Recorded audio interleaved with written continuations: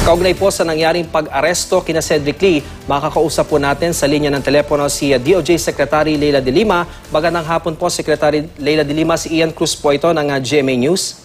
Magandang hapon, Ian.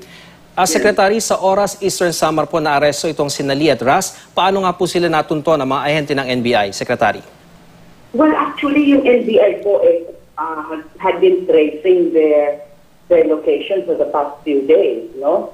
And more or less, alam nung NBI yung mga general location nila. So gradually, ay nila yung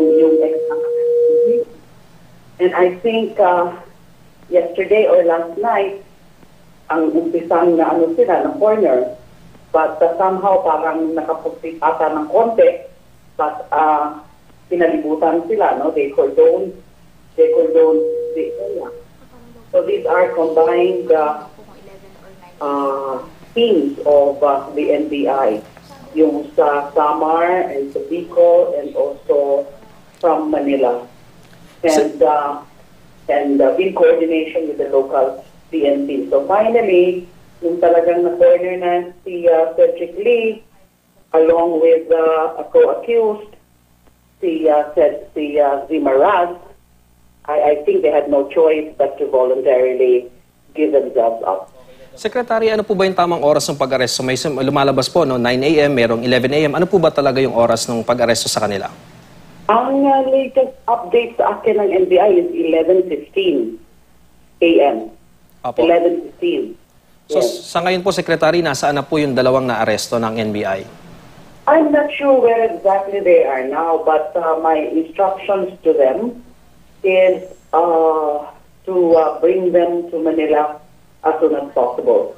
As soon as ma-arrange nila yung transportation.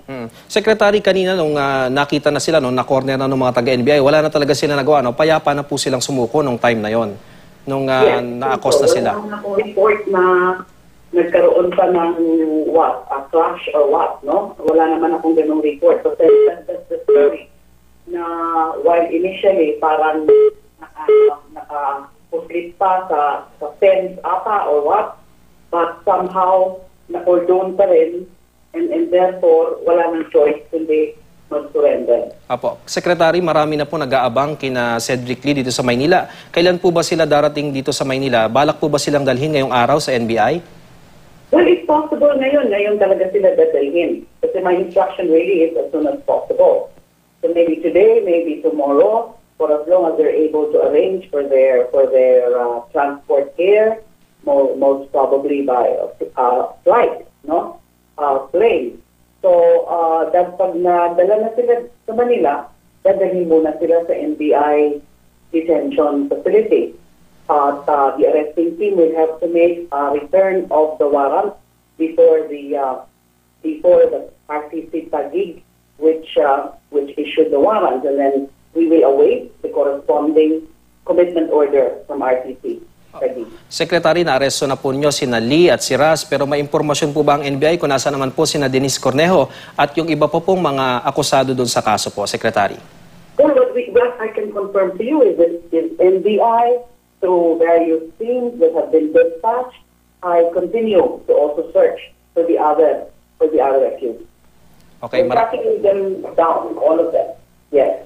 Maraming salamat po sa inyong panahon, Department of Justice Secretary Leila De Lima. Maraming salamat din po. Good afternoon.